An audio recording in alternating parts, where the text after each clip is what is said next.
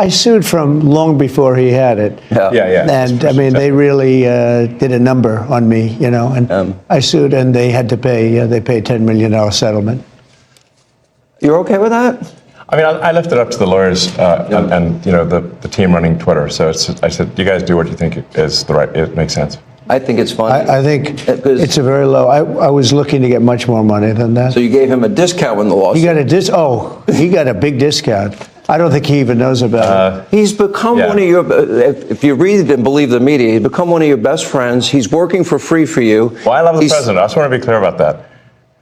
I don't care about that. I know. I love the president. You love the president. I think President Trump is a good man, and he's, you know. It's nice the way he said that. You know, there's something nice about it. It really is. You know, because I mean, the president has been so unfairly attacked in the media. It's really outrageous. And I've at this point spent a lot of time with the president, and not once have I seen him do something that was mean or cruel or wrong. Not once. You know, I've known him for 30 years. Yeah. And I've never seen anybody take as much as he's taken. Yeah. And we've discussed this, and I'm like, how do you deal with it? Did I have a choice? Well, you would say that to me. I'm like, what am I going to do? Worry about it? And, you know, and then culminating in 2 assassination attempts, which resulted in your endorsement. Well, I was going to do it anyway, but that was it. Precipitating event. Yeah. That speeded it up a little bit. Yeah. The day of the assassination. I didn't know that. Yeah. It sped it up, but I was going to do it anyway. Mr. President, with your indulgence, I'm convinced that people only know a little bit about Elon. I don't think they know everything about Elon, because as I studied and prepared for this interview, I learned a lot about you that I didn't know. I think people will think about Tesla. Democrats are demonizing you and trying to make the country hate you. I just want people to understand you a little bit better, and the person that you've gotten to know and have now put a lot of trust in. Yeah. And, you know, just let's go over a little bit of your bio, starting with PayPal and how you became involved in Tesla and SpaceX and Neuralink and all these. A while. I mean, you know, I think the way to think of me is like I'm a technologist, and I try to make technologies that improve the world and make life better. Your shirt. Yeah, and that's why I like my T-shirt says tech support, because I'm here to provide the president with technology support. And now that may seem like, well, is that a silly thing? But actually, it's a very important thing, because the president will make these executive orders, which are very sensible and good for the country, but then they don't get implemented. You know, so.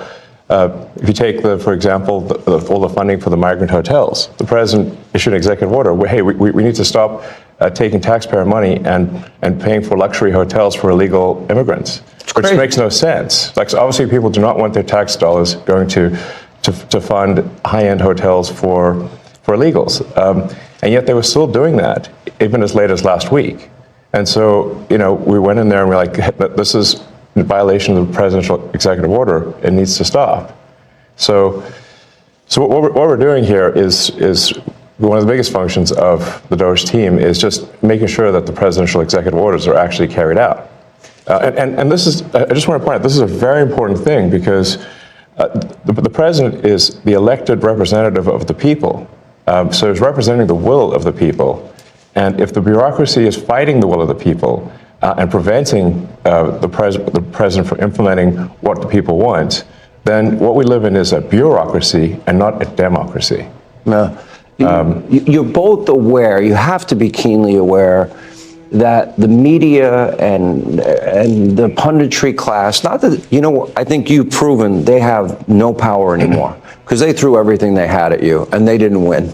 And that was, you know, the New York Times, Washington Post, 3 networks, every late night comedy show, 2 cable channels. They just threw everything, lawfare, weaponization. Sure. And now I see they want you two to start, they want a divorce. They want you two to start hating each other. And they try, President Elon Musk, for example. You do know that they're doing that to you. Oh, I see it all the time. They tried it, then they stopped. That wasn't. They have many different things of hatred. Actually, Elon called me. He said, "You know, they're trying to drive us apart." I said, "Absolutely." You know, they said, We have breaking news. Donald Trump has ceded control of the presidency to Elon Musk. President Musk will be attending a cabinet meeting tonight at 8 o'clock. And I say, it's just so obvious. They're so bad at it. I used to think they were good at it. They're actually bad at it, because if they were good at it, I'd never be president. Because I think nobody in history has ever gotten more bad publicity than me. I could do the greatest things. I get 98% bad publicity. I could do, outside of you and a few of your very good friends, it's like the craziest thing. But you know what I have learned, Elon? The people are smart. They get it. Yeah, they do, actually. They get it. They really see what's happening. Yes. And at the end of this interview, what I would like is I want people to know the relationship and know more about you. What is the relationship, Mr. President? Well, I respect him. I've always respected him. I never knew that he was right on certain things, and I'm usually pretty good at this stuff. He did Starlink. He did things that were so advanced and nobody knew what the hell they were. I can tell you in North Carolina, they had no communication. They were wiped out. Those people were, they had rivers in between. Land that never saw water, all of a sudden it was a river and a vicious, like rapids. People were dying all over. They had no communication. They said, do you know Elon Musk? They didn't really know I knew him. I said, yeah. He said, could you get Starlink? It's like the first time I ever heard of it. I said, what's Starlink? A communication system. That's unbelievable. I have it. Yeah. And he said, I called him and I said, listen, they really need it. And he got like thousands of units of this communication, and it saved a lot of lives. He got it immediately, and you can't get it. I mean, you have to wait a long time to get it. But he got it to him immediately, and I said, that's pretty amazing, and I didn't even know he had it. We watched the rocket ships, and we watched Tesla. I think, something that had an effect on me was when I saw the rocket ship come back and get grabbed, like you grab a beautiful little baby, you grab your baby. It just hug the rocket. I've never seen. Right, everyone needs a hug, including rockets. And he said, you can't really have a rocket program if you're going to dump $1 billion into the ocean every time you fly. You have to save it. Right. And he saved it. First time that I've ever seen that done. Now, nobody else can do it. If you look at the U.S., Russia, or China, they can't do it, and they won't be able to do it for a long time. He has the technology. So you learn. I wanted somebody really smart to work with me in terms of the country, a very important aspect. Because, he doesn't talk about it. He's actually a very good businessman.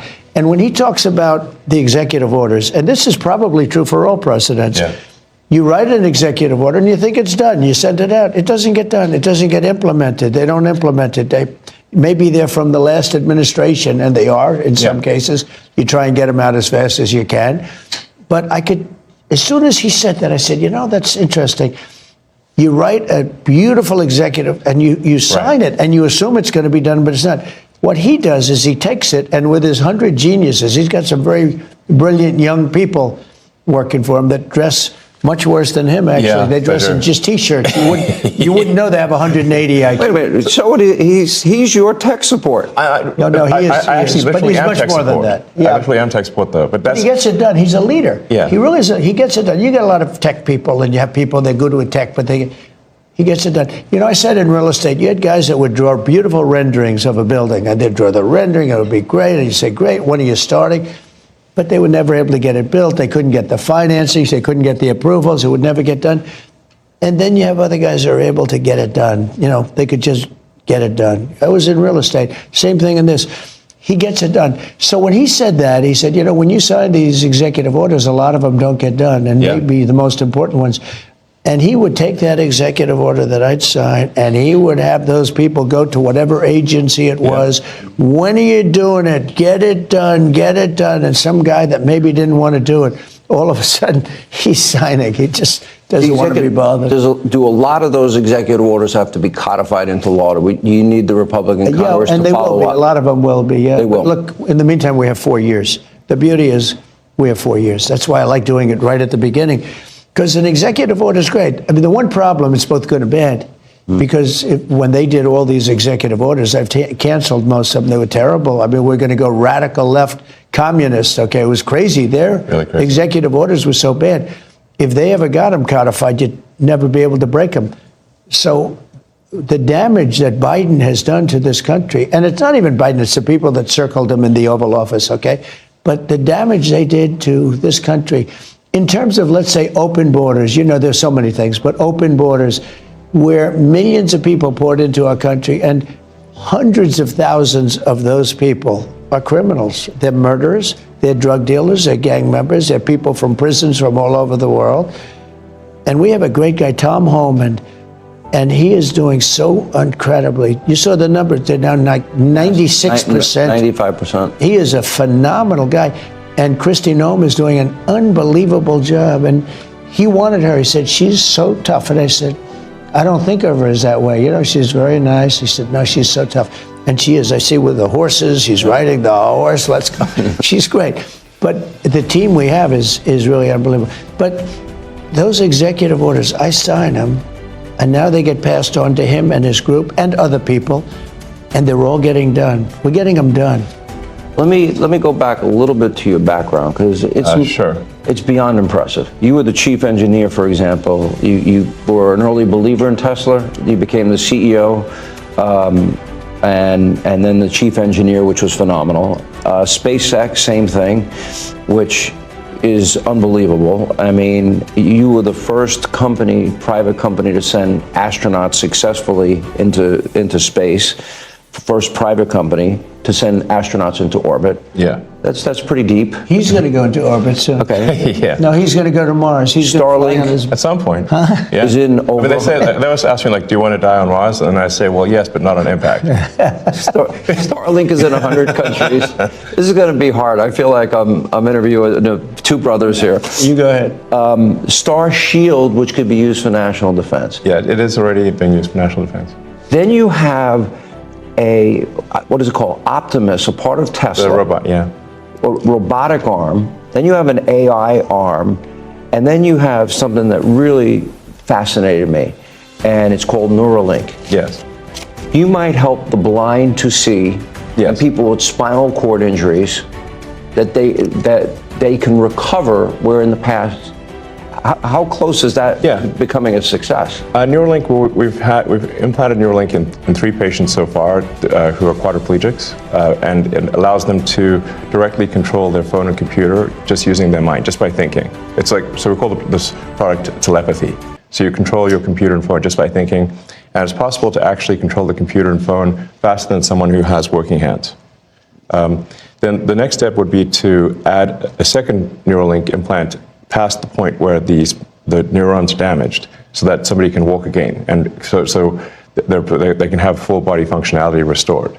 And you like Bobby, right? I like Bobby, actually. Yeah, I think I supported Bobby Kennedy. I think he's unfairly maligned as someone who is anti-science. But I think he isn't. He just wants to question the science, which is the essence of the science. The scientific method fundamentally is about always questioning the science. Well, they didn't tell us the truth about COVID. Correct. That's for sure. Yes. And we learned a lot with the Twitter files. And that just then raises a question. You're the richest man in the world. You may not like that part. You're pretty competitive. Neither here nor there. I've known you a long time. But that's why. But he's on your team. President. Well, that's true. He can't top that. He's good. I wanted to find somebody smarter than him. I searched all over. I just couldn't do it. I couldn't. You really tried hard. I couldn't find anyone smarter, right? So we had it for the country. But this is the thing. We settled on this guy. Well, thanks for having me. So I'm just trying to be useful. But this is the interesting. This is where we are as a society, and I hate to do this to you, but I'm going to do it anyway. You're doing all of these things. Nobody at Doge gets paid a penny, correct? Well, actually, some people are federal employees. Some are, okay. Yeah, they're helping. But I think it's fair to say that the software engineers at Doge could be earning millions of dollars a year, and instead of earning a small fraction of that as federal employees. Okay, so and they're very committed people. So yes. You're committed to helping the blind see, people with spinal cord injuries recover. Yes. You're committed to getting to Mars. You're committed to rescue. You're going to help rescue next month 2 astronauts that I think were abandoned. They dispute that in an interview. At the president's request, or instruction, we are accelerating the return of the astronauts, which was postponed kind of to a ridiculous degree. They got left in space. They've been there. They were supposed to be there 8 days. They're there almost 300. Biden. They were put, yes, they were left up there for